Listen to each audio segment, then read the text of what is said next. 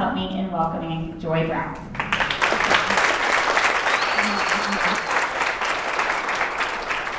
Thank you, Madison. Good morning, everybody. Justice, that's a heavy topic, so I'm glad we had the great cereal bar this morning. That was fun. We needed to have some fun because this will probably be one of the more heavier talks that you guys have had to sit through, but I think by the end of this morning, we'll come out enriched, and my hopes is by you guys hearing my story that even if it just reaches one person in this room that it touches, it inspires you to make a change. If you would have asked me 5 years ago if I'd ever be speaking in front of a group of people on justice, I would have laughed in your face. I'm an introvert. I started my career as a graphic designer. From as early as I can remember, I wanted to be an artist. I just wanted to make things pretty, and that's what I did. I went to school, I got a degree in visual arts. I ended up landing a job in various design roles, and I went to work, I sat behind a computer, and I made things pretty every day. Not to knock that, I love that. That's still what I love to do. But every day at work, I felt empty. I did my job, I did it well, but something was missing. And I didn't know what was missing. I felt confused because here I was nearing 30 and this was supposed to be right. Like I was supposed to be okay with this. So long story short, somehow divinely, I ended up at the Birmingham Civil Rights Institute.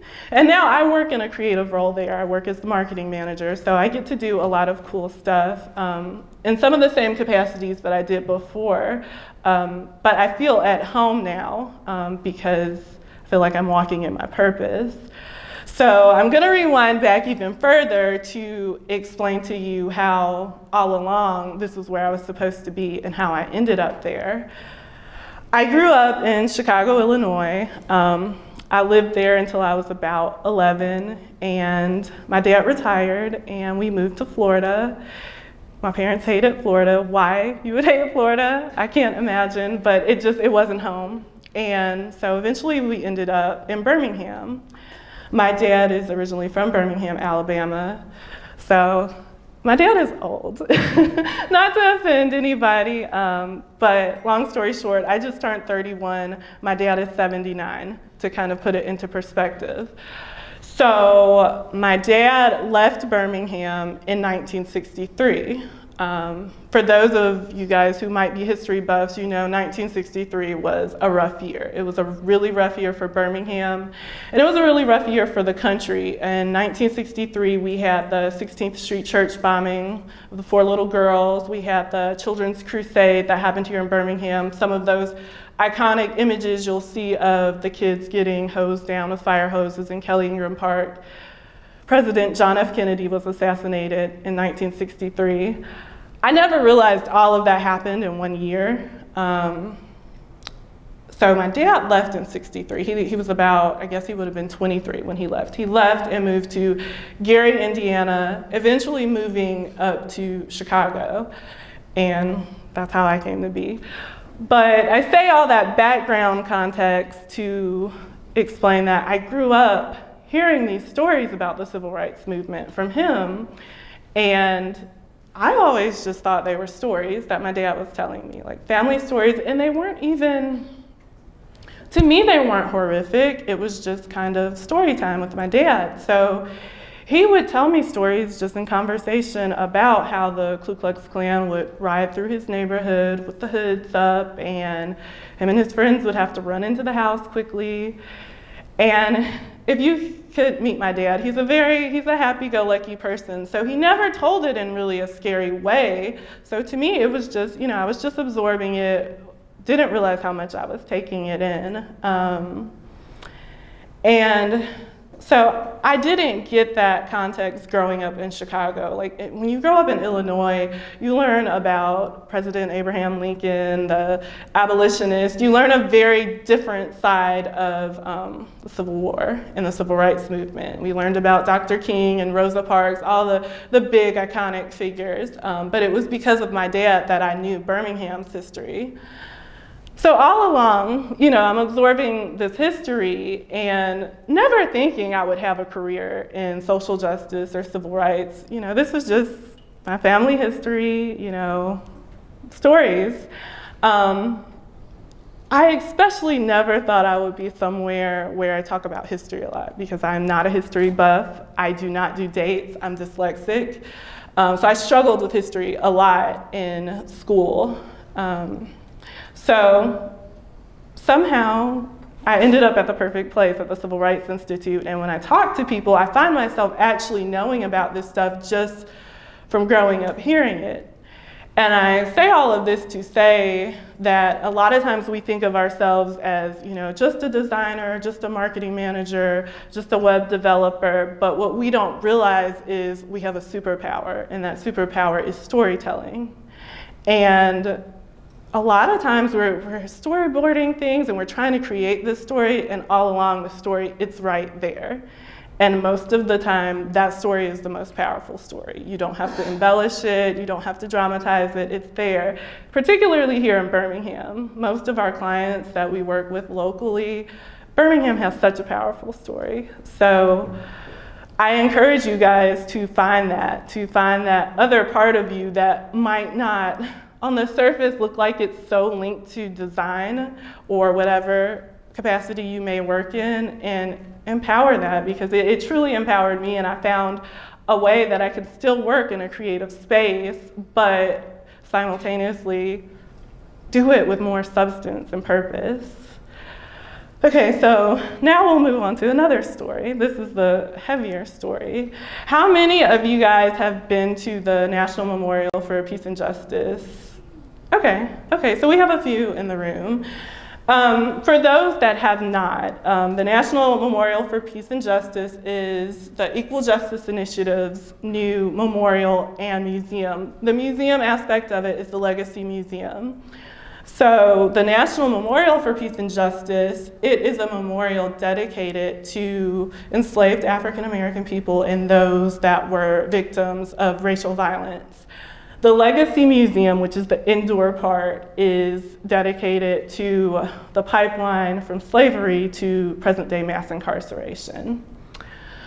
So my first time visiting the memorial, I was aware of the subject matter and I understood it would be a heavy museum, but I work at a civil rights museum. I can handle it, it's fine, right? This is going to be a piece of cake. I've been to civil rights museums and Holocaust museums all over the country. I deal with this difficult history every day. So I'm not going to lie, most of my colleagues that work with me, we do walk in these kind of situations with a chip on our shoulder, we know this history, we got this. So the way the memorial is designed, the pillars that you see hanging, they are representative of counties all over the country. And for each county, you will see names listed of the victims and the actual date of their lynching. So they're also organized by states and then by counties alphabetical order. So as I started getting to the Alabama counties, I'm just walking along and going alphabetically, and I come to the Blount County marker. And I see a name, and the name has the same last name as me. The name was Mac Brown.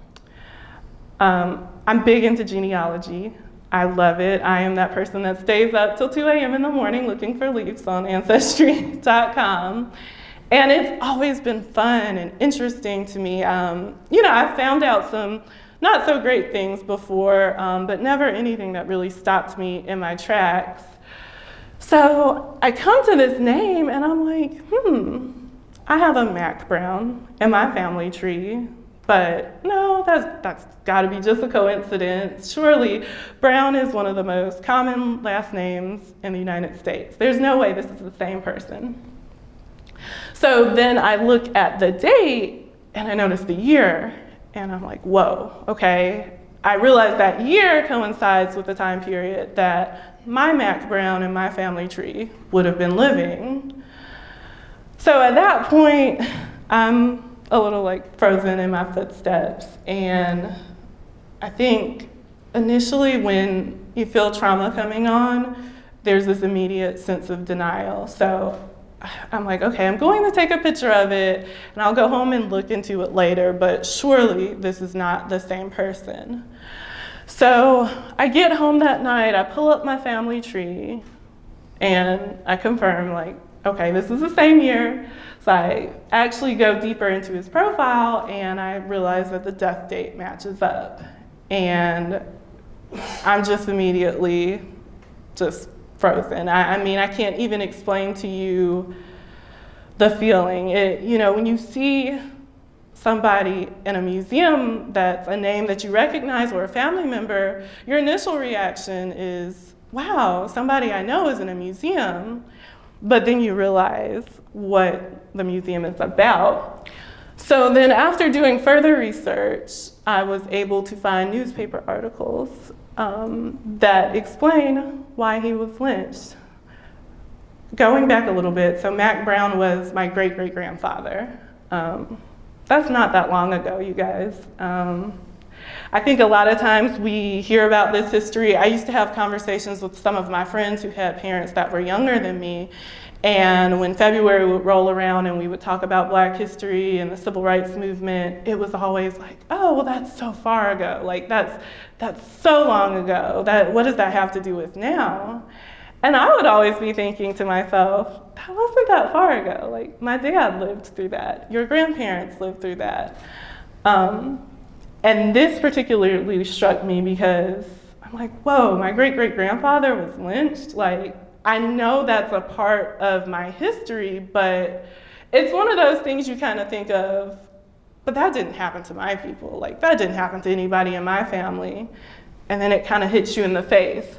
So when I found these newspaper articles, and I won't read them just for time's sake, long story short, he was accused of attacking a woman in her home at gunpoint. The stories kind of differ depending which newspaper article you read. He was described as a black demon, a black brute, all kinds of terrible things. And he was shot to death in the woods. A lot of people think lynching was only hanging from trees. It was not. It was any kind of brutal killing.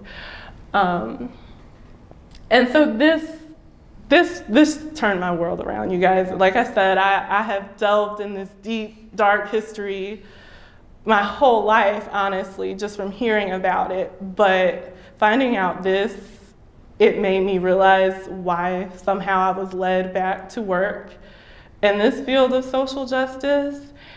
And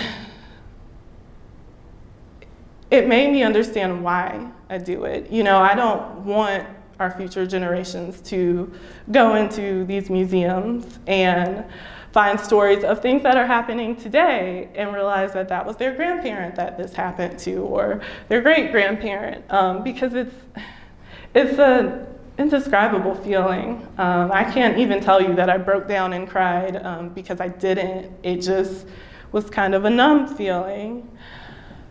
So, I brought the information to my family. I've told everybody about it. We had no clue.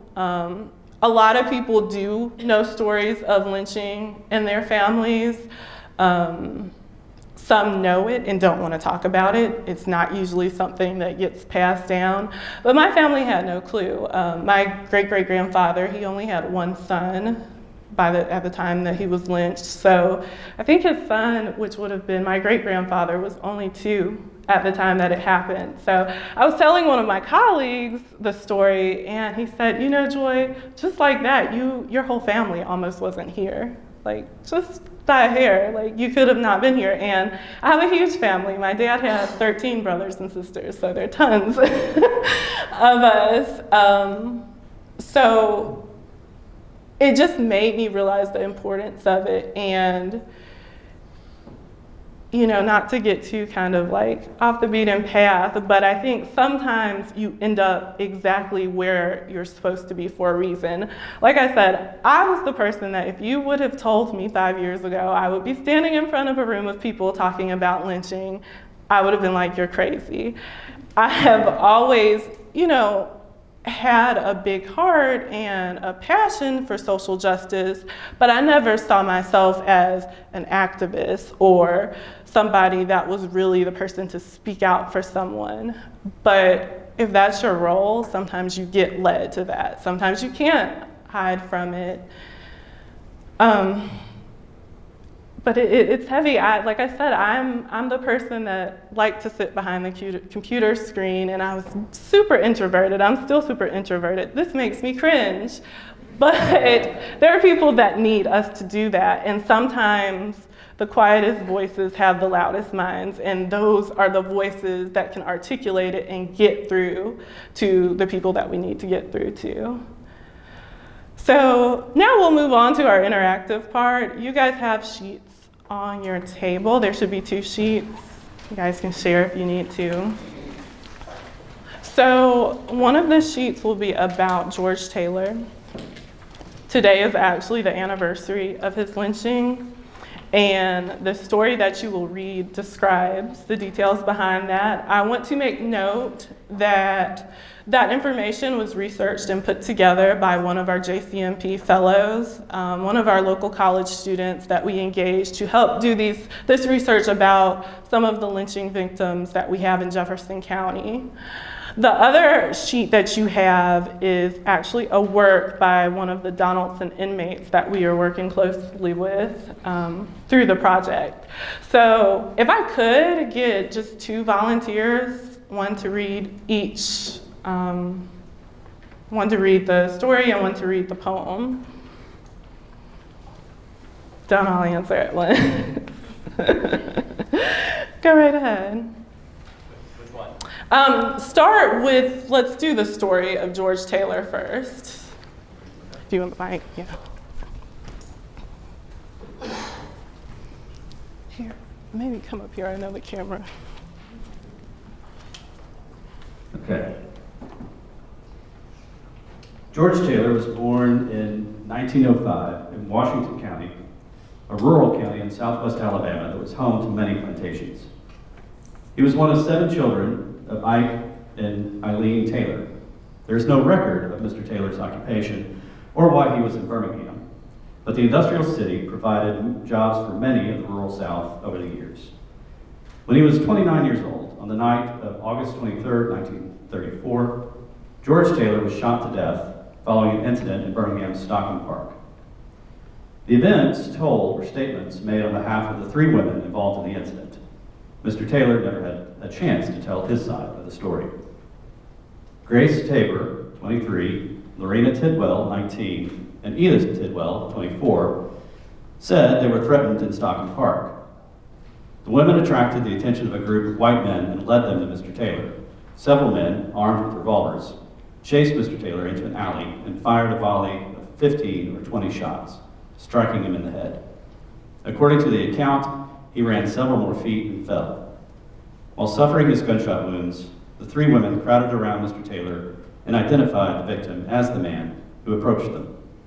Mr. Taylor was taken to Hillman Hospital, now part of UAB Hospital, and died shortly after being admitted. Whatever the truth of the incident, this was a time period when African American males could be lynched and murdered in very heartless ways just for looking at white women. According to the police report, Mr. Taylor fired shots at the posse of white men, but it was not reported that a revolver belonging to the victim was ever recovered. The injustice of Mr. Taylor's murder shows how there is no regard for an African American's death, especially if a white man murdered him. The deep racial hostility that permeated Southern society during this time period often served to focus suspicion and blame on African American communities for crimes, whether or not evidence supported that suspicion. Almost all white murderers of African Americans killed in hate crimes were never legally convicted of any offense. In this society, white lives held heightened value, while the lives of black people held little or none. Thank you. Okay, can I have a second person to come read the poem? Bill?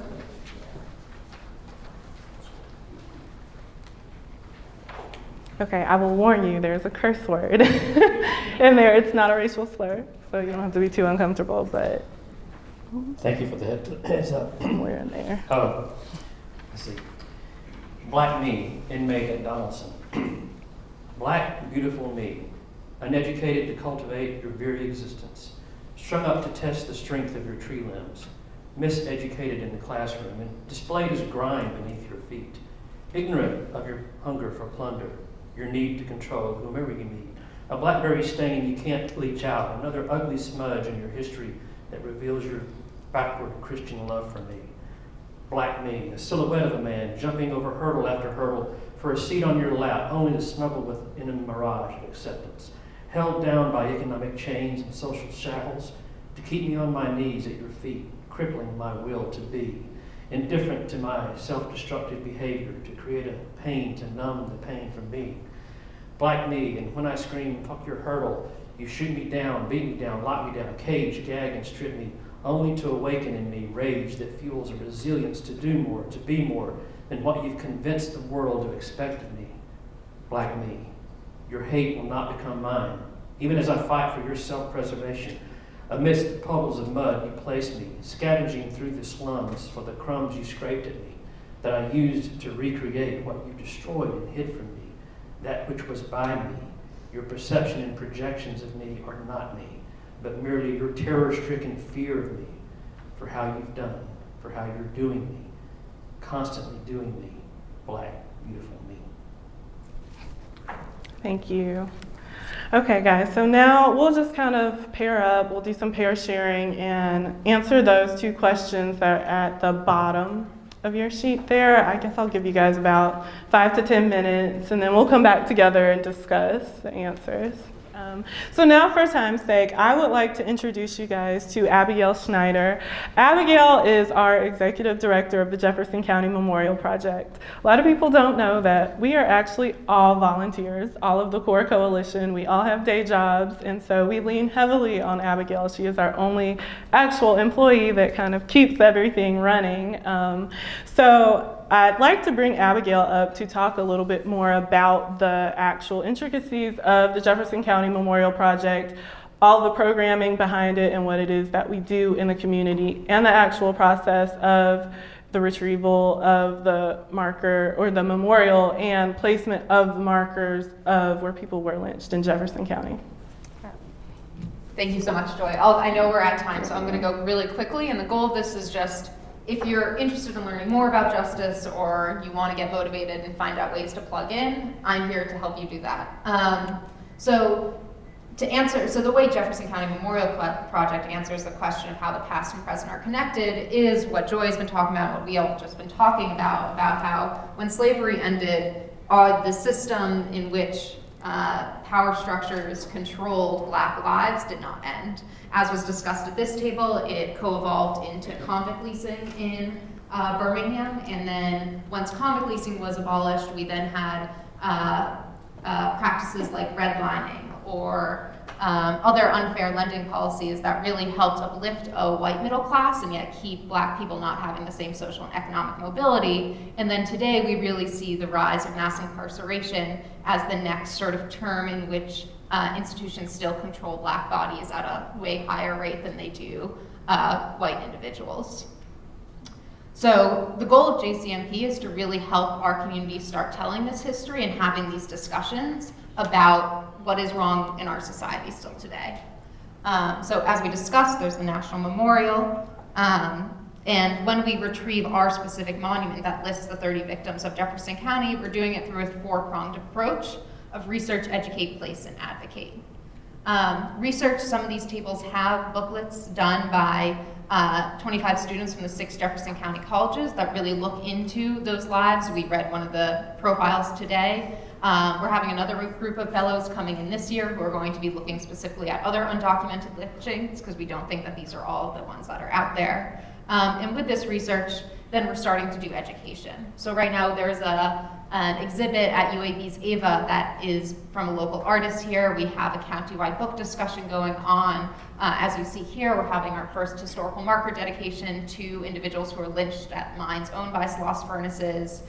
We have JCMP trainings. There are just a lot of different ways in which we're trying to tell people about this history and create spaces where we can discuss it.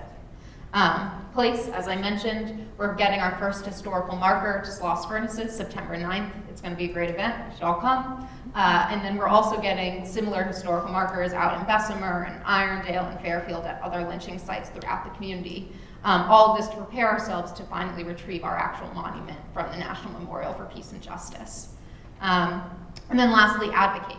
So now that we understand this history, how can we now change the issues of racial injustice that exist today? Right now we are working with students out at Donaldson Correctional Facility. That was one of the pieces that you read. We'll be launching their blog that has about 60 different pieces from both children and adults at the facility this Saturday. And that'll be accessible through our website, and we're working with them to increase educational opportunities there, but then also down the line, pivoting all of our work towards real advocacy, potentially around restorative justice or ending cash bail, or something that the community decides we can both have an impact in, and we think would be helpful to our community.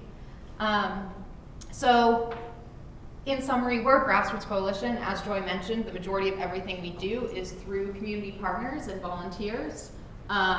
We have the community read going on right now, and we have about 40 community partners and organizations. If you guys would like to be one, feel free to reach out. We're just not looking for justice-oriented groups, because the only way to really change a historical memory is to get all types of people involved, and everyone should see this as a pressing issue, not just those who immediately are drawn to it. And that's it. So thank you, Creative Mornings, for having us. There's a sign-up sheet by the Domestic Coffee if you want to give us your email so you can figure out how to plug in and get more involved. And thanks for having us.